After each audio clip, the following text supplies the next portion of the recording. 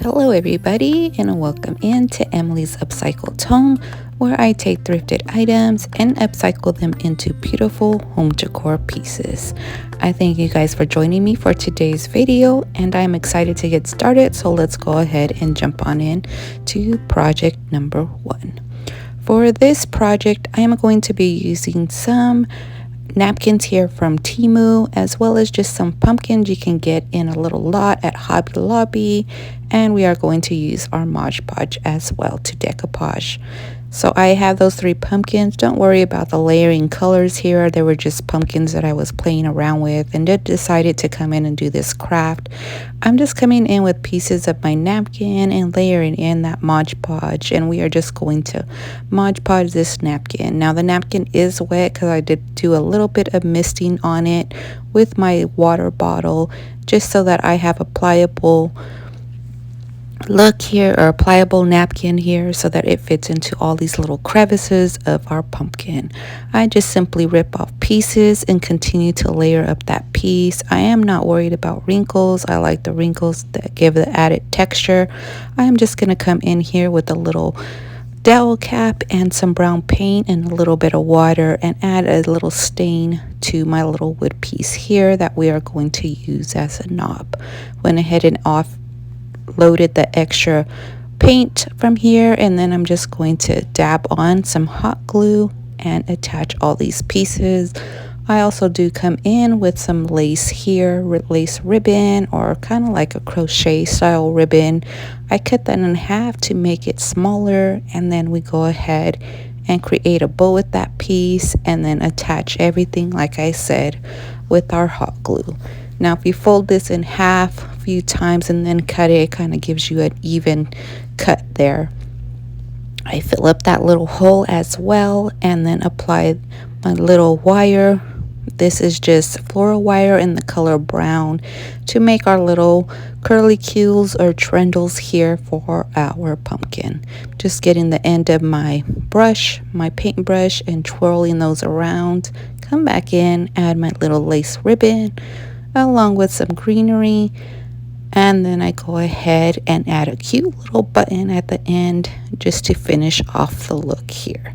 This is our first pumpkin, you guys, and we're also coming in with just some cardstock, aging it up, and then I write the word fall on there and I go ahead and attached it. Everything is glued on here with hot glue, and then we're going to go ahead and move on to our second pumpkin here, which I decided to give a little bit of a different look, layering up some ribbons here that I have that are scrap little ribbons. And this ribbon here I did dunk in some coffee and did a coffee stain just to age it up a little bit more. I'm just using some hot glue, and we are just going to layer and wrap different ribbons around our pumpkin here. Now every piece of every pumpkin that we do here, we're going to do 3 different sets, comes with the base of that regular pumpkin here. This one comes out a little bit more rounder than I wanted it to because of all the layering of the ribbon, but I go ahead and make it work, and it just has a different look to it. Now I ran out of the same ribbon, so I just come in with a different ribbon and just start layering that ribbon up as well, just to cover the rest of the missing spots here. Just cut and trim, and then to pull out the little pleats even more, I decide to go ahead and wrap my wire around, guiding it through those pleats of our pumpkin here and just like twisting it at the top. Go ahead and repeat that process until all the plates are completed, and then twist it to seal. I repeat the process of coming back in with the little dowel knobs. Now this one I did glue on, but if you notice it's not stained, and I'm going to continue on staining another little dowel cap here, and I'm just going to replace that one with the one that I just glued on before all the glue dries. Now you see me just mist some water into my brown paint to make it more of a wash to stain my little wood pieces here. Now go ahead and reattach the one that is stained to the top, and then we come in with our embellishments here, you know, just a little bit of leaves here and some floral wire to make our little curlicues and our greenery as well, just to like brighten up the piece. And of course we come back in with a ribbon and a cute little button to finish off the look. And I do add a little tag to this one as well. And I love this little corduroy button here that just pulls everything together here. You can be as creative as you want, layering up different pieces to your pumpkins. And of course, I finished this off with a little handwritten tag. For our third pumpkin, we are going to come in with just a fabric of lace here. Now, I did do the same thing. I dyed it in some coffee and aged up the lace here. I'm also just going to wrap it. And if you notice, my lace is still wet because I did this when my lace was still wet, you guys. Impatience is not my strong suit. So I'm going to go ahead and let everything dry all together, twisting that wire around at the top just to hold that lace in place. Just turning my pumpkin and tightening that lace. I go ahead and repeat that process of going around all the pleats of this pumpkin, wrapping that wire on the top to just hold it secure. And repeat that process like we did on the other pumpkin, just guiding that floral wire around those pleats just so that they stand out even further than what they are. Then at the end, I'll go ahead and twist. And on this one, I decided to go ahead and twist that floral wire all up the extra lace here of that fabric and make it like a little curly bended kind of stem here, just wrapping that wire the best I can, leaving some of that fabric exposed as well. Not looking for a perfect wrap look here, just a little bit of a bent stem here. Go ahead and add some floral to this one as well, just with little picks off a stem here, and with my hot glue just attach those pieces. Give this a little kind of shabby chic country kind of vibe here. I'm gonna go ahead and use my glue gun to attach those, come back in with the end of my paintbrush, create our little curlicues, and add a little bit of greenery to this one. Placing that greenery wherever it is that I want it to place, tucking it underneath those florals as well, and camouflaging the ends of the glue. Here is our little pumpkin here so far. Then I decide to come in with just a cute little button at the top, and our 3 pumpkin set is complete. And if you like this content so far, don't forget to hit that subscribe button and help my channel grow.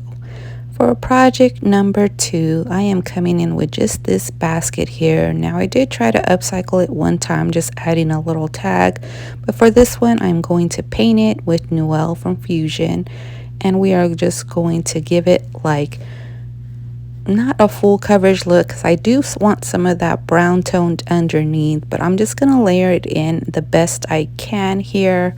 Now, it is a green, like a soft green color, and I know it looks a little like a bluish tone here. I'm pretty sure that's because of the brown that's hitting against the paint, but it is a green look. So I'm going to go ahead and coat this the best I can, and come in and layer up some more paints. But for right now, we're just going to use a regular paintbrush here and try to get into those little grooves and crevices just to give it a look that I like. Now, if you want to dry brush the gray or this green color on, you can also do that. I do come in with a little bit of water and spritz my surface here just so the paint falls more into the little crevices and the creases of our basket. Now, I like to use Fusion paint because it does have its own built-in sealer, and when I don't feel like sealing in my products, I pull Fusion from my pile of paint I have. And you know, different paints are good for different projects, and on this one we are using that Fusion Noel because it just has a good coat coverage. It has a smooth it goes on smooth, as well as that built-in sealer is one of my favorite things about it. And then, not worrying about a perfect coverage, I paint also the inside of our piece. Now, after I have this all painted, I do come in with the IOD frames molding here, and I pick out a frame mold, and I do come in with DOS air dry clay, just using that and pressing it into the molding here to come out with this cute little frame design. Now, I don't really use any cornstarch or anything on my piece. I never really have an issue with my clay sticking into an ILD molding, but you can also just put some of that non-stick flour or whatever it is that you use for your surface. I come in with my E6000 and my finger and just smear in that glue, making sure I hit into all those little corners of our piece so that it has a firm bond to our little basket here. I go ahead and let that dry for the 24 hours, and then I come back in with just some really white acrylic paint I had on hand, and I'm just going to give this a full coverage coat of that white, not worrying about adding any more detailing than the white paint to this little image here. I like the white contrast against the green fusion paint there, and then I decide let's go ahead and do some dry brushing on that and pull in another layer here. So I want to add an image to my clay to the center there of that frame. So I'm coming in with some rice paper and a little bird stamp, as well as my StazOn ink in the color brown. I'm just going to stamp that image onto my rice paper and just rip around the image, giving it a frayed edge so that we can Mod Podge this piece onto our little frame there. Now, a reason I'm doing it this way is because of the unevenness of the frame against that basket, and this will just give me a perfect stamp just to adhere to this piece with our Mod Podge. So I go ahead and put the Mod Podge layer down and then coat it again on the top of our little bird design, and then I go ahead and let this dry. And remember, you want to let that clay dry 24 hours as well. I come in with these little sprigs of greenery just to give this like a cottagey fall kind of look, even maybe a little bit of a shabby vibe here. But I go ahead and add a little twine bow, hitting that with my lighter to pick away all the flyaways, hold that down, and then lastly come in with a cute little button. Now this would be cute for the fall, filled up with some white pumpkins, and so I do that. Go ahead and fill in some pumpkins here, put in a little sprigs of that same greenery we put on the outside, that fall foliage here with that burnt orangey color, as well as a little doily, and then this piece is all ready. Now, if you guys like to shop the Fusion products, the IOD products, or any Dixie Belle products, please use my affiliate link down in the description. For project number 3, I thrifted this wool skirt a while ago. I ended up washing it, so it wasn't good for resale.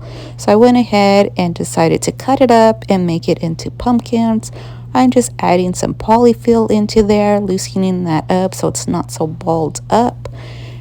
And then I go ahead and pull up all the ends of the piece, the fabric here, just to the center, and just tie that into a knot with some twine. Now, if you guys have a rubber band, that would also be perfect. It's easier, just helps you hold everything in place. And then I'm just going to tuck and move everything as I go, but I am going to firmly tie the top in just to hold all that fabric into place at the top. With the remaining ribbon or twine, I go ahead and wrap it once around the side, making one pleat or 2 pleats there. Tie that in the knot, and then I'll go ahead and cut a second string, tie it around the bulk of our fabric at the top, and repeat that process of layering underneath the pumpkin and around to the bottom. Now you see me try to fit that string around first, but it didn't work, so I went ahead and did the second string like I did the first one. Like I said, tying that string around the bulk of the fabric and then running it along the sides to make the extra pleats at the bottom. You can add as many pleats as you want to this pumpkin. It's up to you. I only decided to do 4 little pleats here. Thought that would be a cute pumpkin for this one. And I want to pull in some of that yellow that's in here, that plaid or whatever pattern this is. But first I go ahead and measure not measure, fluff out my pleats and trim off that excess fabric at the top. You can just work your pumpkin as you want, work your pleats, move your little twine if you need to move it, but I go ahead and come in with just this little scrap spindle. Now I did have to take off the twine at the top and redo it because it wasn't a big enough hole for me to push it in. So the second time I went ahead and put a rubber band in there, so that's why it stretches here. And then I added some hot glue and then repeated the process of doing our strings here. Now whatever is poking out and whatever I don't like, I'll go ahead and come in and tuck and hot glue as well. I come in with these pretty yellow foliage flowers I got from Hobby Lobby in my hot glue gun and just layer those pieces up, as well as a little bit of these tan picks here. And I'm just layering this up because I am not worried about it, because I am coming in with this beautiful mustardy yellow bow that I had found ribbon, you guys, hidden in my stash somewhere. And I go ahead and add that on with some hot glue. I do add some little trindle picks here, making them myself with my end of my hot glue stick there.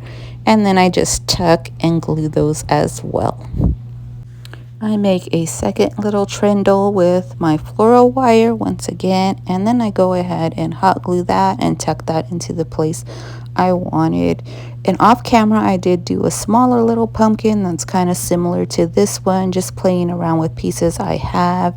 If you notice, I just tucked in that yellow ribbon around the stem there, and then this little pumpkin is complete. I decided to embellish it also with just a little tag. So I get some of my cardstock and glue on a vintage dictionary page. Come in with this handy dandy label maker you can find on Amazon. Just come in with the random IOD stamp here. Stamp that on, and then we'll go ahead and glue that onto our pumpkin. If you want to shop my items, you can find me on Facebook Marketplace as well as Whatnot. Both those links will be in the description. For project number 4, we have a simple upcycle here. This is just a little glass container that I got off of Whatnot, and not everything needs to be this elaborate upcycle piece. All I'm gonna do is add some cute little sprigs into this little vintage glass piece, and then it's all ready for fall. I just thought I wanted the glass piece to stand on its own, so I just added a few little pieces, and then we'll set it up on a stack of books. Don't forget, you can also follow our new page, Crafting with the Hot Mess Express, over on Facebook. We have come to the end of our video, my friends, and here are the finished looks.